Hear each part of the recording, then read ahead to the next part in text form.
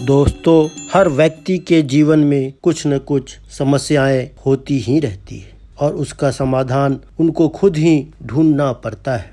आज हम आपके लिए एक ऐसी प्रेरणादायक कहानी लेकर आए हैं जो शायद आपकी समस्याओं को या आपकी परेशानियों को दूर कर सकता है। आप इसे जरूर ध्यान से सुने। यह एक कहानी समुद्र के और नमक की गुड़िया की है।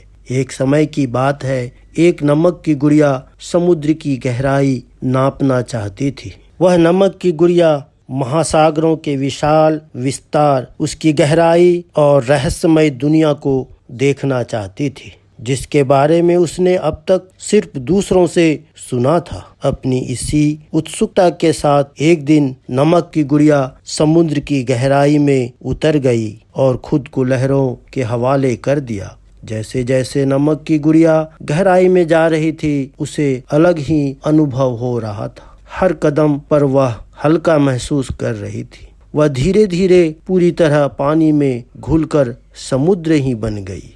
अब उसे महासागर के विस्तार में अपना विस्तार दिखाई दे रहा था।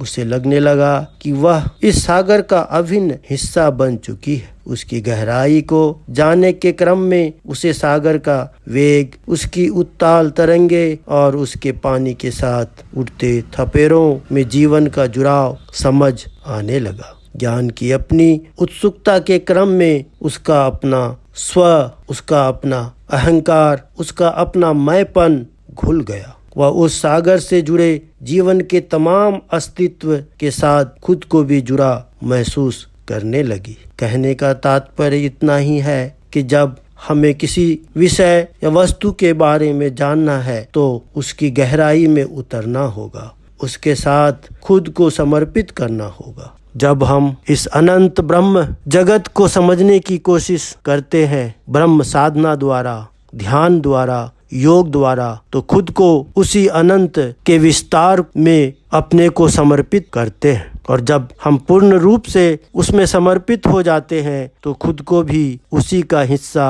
और वही महसूस करते हैं। लाली देखन मैं गया, मैं भी हो गया लाल। यही रहस्य है इस जीवन का। जिसने उसे जानने की कोशिश की, फिर उसे संसार के साथ जुड़ने की कोई आवश्यकता नहीं हुई। जिसने ईश्वर के उस विस्तार को समझ लिया, फिर जगत की ये माया उसे झूठी और छलावा लगने लगता है।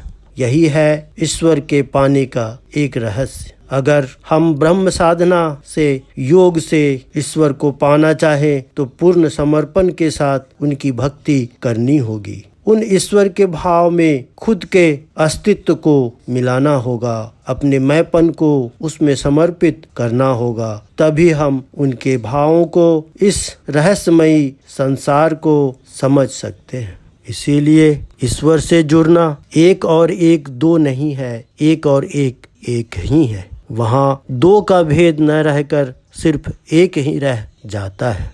इस कहानी का तात्पर्य यही है। ईश्वर अगर समुद्र है तो हम नमक की गुड़िया है।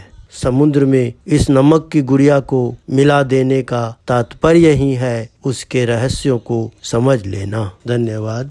आप सबको अच्छा लगा है तो जरूर कमेंट करें, शेयर कीजिए अपने परिजनों को, दोस्तों को, और लाइक कीजिए